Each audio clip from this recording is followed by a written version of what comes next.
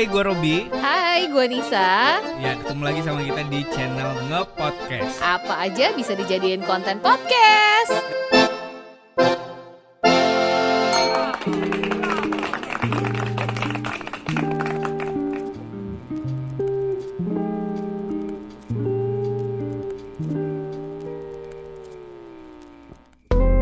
Balik lagi di Nge-Podcast masih bareng Robi. Dan ada juga Nisa di sini di Nge-Podcast. Hari ini tema kita akan ngebahas tentang gimana sih menumbuhkan percaya diri kembali setelah kita diterpa PHK.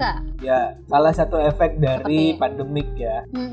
Dan pastinya kita pasti pengen tahu banget apa sih yang harus dilakukan, terutama secara psikologis ya. Kayak Iya. mikirin, aduh tagihan berikutnya yang harus dibayar. Lu ingat gak sih ada yang sempat heboh di Twitter atau di mana ya, yang katanya gajinya 20 juta, dia tidak di PHK tapi mengalami pengurangan gaji kan 50%. Gaji.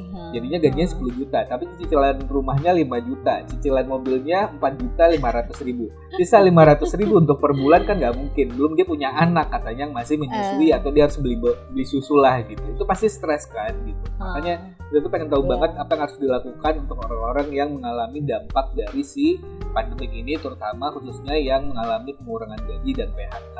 Ya, betul sekali. Kita akan ajakin salah seorang psikolog, teman kita. Actually, I need it ya. Semua orang pasti butuh lah ya di kondisi kayak Betul. gini. Pencerahan. That's why kita sudah ada Mas Yuda Heka. Ya, kita ngobrol-ngobrol barengan sama Mas Yuda. Hai Mas Yuda. Hai Nisa, hai Robi. Hai Mas Yuda. Gimana kabarnya? Alhamdulillah sehat-sehat. Alhamdulillah. Bali aman ya sejauh ini ya. Sejauh ini aman. Alhamdulillah. Iya. Mas Yuda, Bali kan salah satu sektor yang banyak banget kan pariwisata. Dan pariwisata itu adalah salah satu sektor juga yang mengalami dampak besar karena pandemi ini ya. Nah ini pasti menyebabkan psikologis dari para pekerja tersebut menjadi down. Nah gimana sih Mas Yuda dari segi psikologis tuh cara apa ya supaya untuk bisa berpikir jernih untuk melanjutkan hidup atau menumbuhkan motivasi serta kepercayaan diri setelah mengalami yang namanya PHK? Pertama, pastinya kita semua menyayangkan juga ya kenapa situasi ini harus terjadi. Cuman bagaimanapun kita kan memang harus menghadapi sesuai dengan batas kemampuan kita masing-masing. Dan akhirnya impact-nya juga berdampak ke kondisi psikologis kita kan. Ada yang mereka akhirnya marah, kecewa, sedih pastinya karena kehilangan mata pencaharian, dan akhirnya mereka bingung nih harus ngapain kayak gitu. Kondisi awal sebenarnya secara psikologis ketika kita menghadapi perubahan pasti kita akan shock dulu, akan kaget. Dan respon awal ketika kita merasa sedih, marah, kecewa itu adalah suatu respon yang wajar sebenarnya.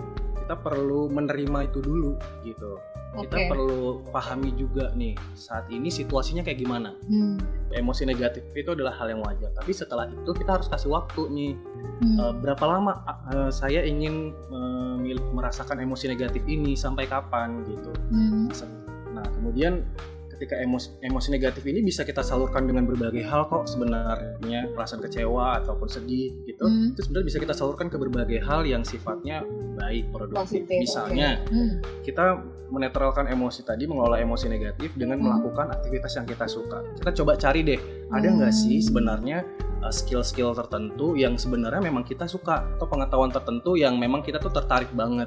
Kita bisa kok mengalihkan emosi itu ke aktivitas yang memang sesuai dengan passion kita. Nah pada akhirnya nanti dari passion tersebut bisa kita jadikan untuk mencari pekerjaan ataupun bisa mencari usaha tertentu begitu. Banyak banget nih mereka yang mengalami PHK.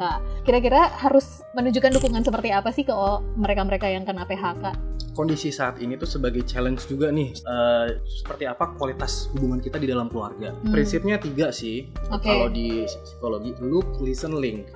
Jadi look itu kita lihat, kita jadilah peka, melihat kondisi yang ada di sekitar kita. Misalnya Nisa nih ngelihat suami kok kayaknya mukanya cemberut aja gitu ya, pagi-pagi cemberut, kemudian saat ngomong sama anak misalnya ya kok marah-marah gitu. Itu kan ketika bisa lihat itu kok kayaknya ada yang beda. Nah itu kan bisa mencoba melihat, oh ternyata ada sesuatu gitu nggak beres nih gitu. Kadang-kadang orang itu nggak butuh dikasih solusi, tetapi cuman dengan didengarkan aja orang itu udah bisa dapat insight-nya masing-masing, atau paling tidak emosinya bisa dia keluarkan lah gitu. Jadi dia lebih tenang ya. Nah bener, nggak masalah dalam hal ini tidak harus selalu memberikan jawaban ke orang tersebut gitu. Dengan simple, dengan kita hanya mendengarkan atau meredakan emosi negatifnya sesaat, itu membuat dia bisa berpikir dengan jernih. Ada namanya mental block gitu. Sehingga kita nggak tahu nih sebenarnya peluang kita tuh apa gitu di jalan. Kita bisa ngambil solusi apa kayak gitu. Nah cara agar mental block kita itu bisa runtuh lah ibaratnya, sehingga kita bisa berpikir jernih, gitu tadi dengan kita mendengarkan mereka aja, atau memberikan bangun humor, bangun sesuatu hal yang sifatnya membuat mereka tuh santai, relax gitu. Kemudian ketika mereka sudah merasa lebih relax, santai, itu harapannya mental block mereka tuh akan turun dan mereka bisa mencari solusinya masing-masing begitu. Jadi kita nggak selalu kasih tahu solusinya seperti apa, begitu.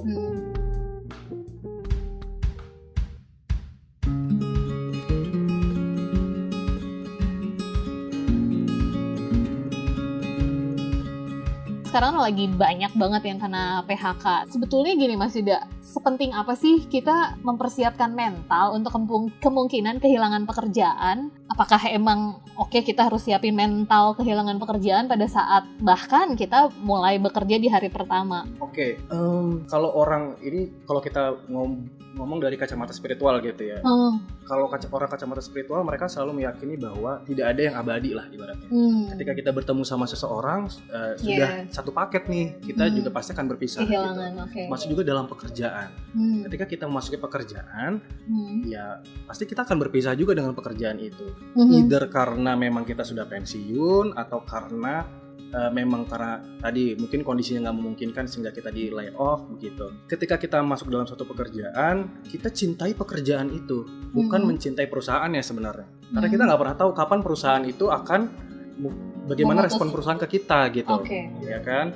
Ketika kita mencintai pekerjaan kita akan lakukan apa aja dong gitu. Kita akan mencoba untuk menikmati pekerjaan itu, kita mencoba untuk upgrade ilmu kita, skill kita, sehingga ketika kita pun akhirnya amit-amit ya kita di PHK, ya kita nggak akan sedih gitu. Kenapa? Karena kita mencintai pekerjaan kita, gitu. Dan kita juga sudah mempersiapkan skill kita, knowledge kita untuk ke chapter yang baru lagi. Karena kepercayaan diri itu bisa karena kita sebenarnya nggak tahu kita mampu, ya kan? Atau kita ngerasa harga diri kita tuh rendah gitu. Nah jadi yang terbaik adalah ya kita harus prepare skill kita, knowledge kita gitu, sehingga ketika terjadi perubahan kita udah siap nih gitu, dan kita lebih pede gitu. Oke.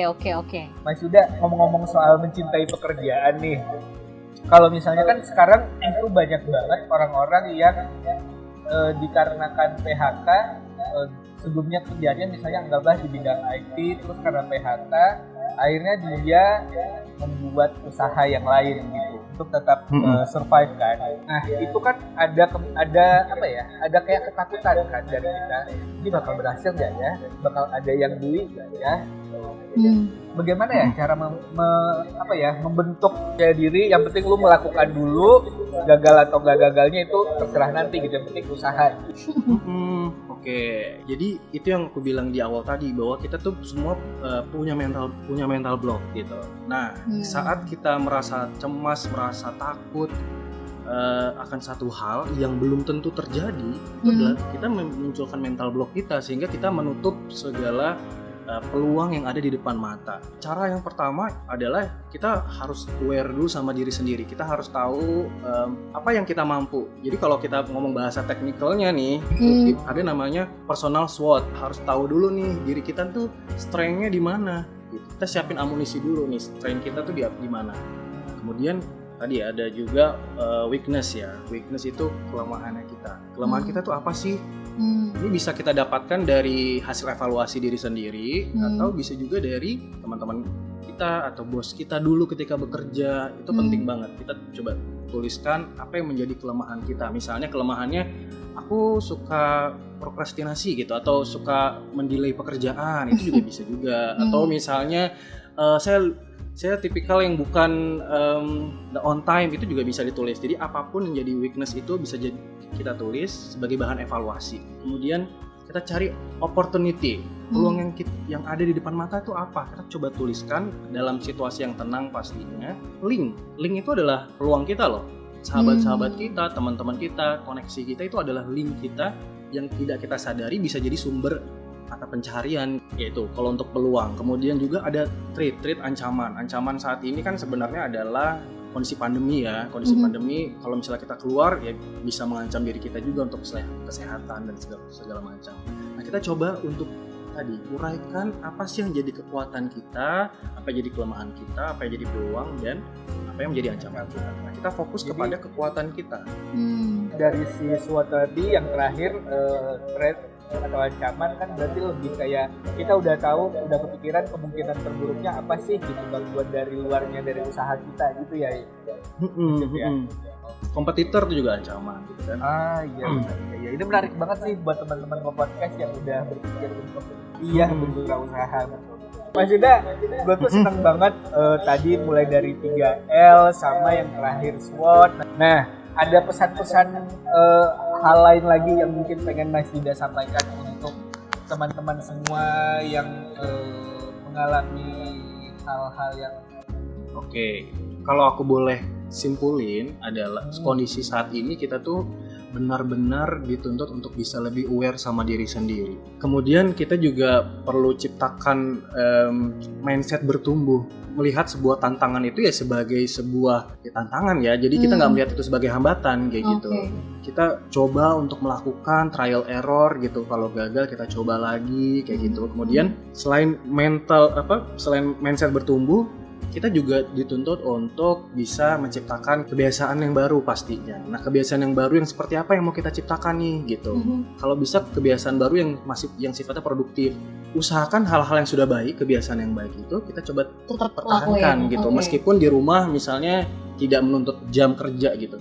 Ritme kerja yang sudah baik itu kita pertahankan, kebiasaan-kebiasaan itu sehingga nanti ketika kita masuk ke era new normal juga gitu ya, kita jadi lebih siap. Dan terakhir adalah tadi dukungan dari sekitar itu juga penting. Maka sebisa mungkin kita juga bisa mendukung orang lain dan kita juga dapat support juga dari orang lain. Karena memang penelitian mengatakan gitu ya, tingkat harapan hidup kita naik 50% ketika kita bisa bangun social connection yang baik dengan orang lain, emotional connection. Kita selalu merasa bahwa diri kita itu ada yang melindungi, kita selalu merasa diri kita tuh ada yang sayang ya. Betul. Oke, terima kasih banyak Mas Yuda share-nya. Mas Yuda, thank you banget buat waktunya. Thank you.